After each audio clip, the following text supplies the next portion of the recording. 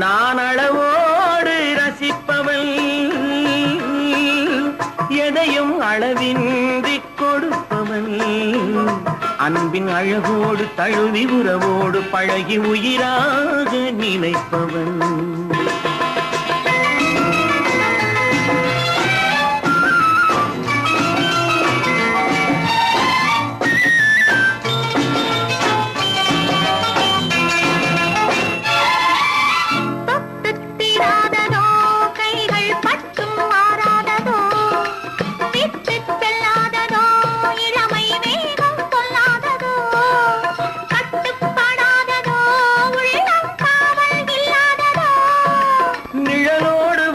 குளிர் சேர இன்னும் நாள் பார்ப்பதென்ன,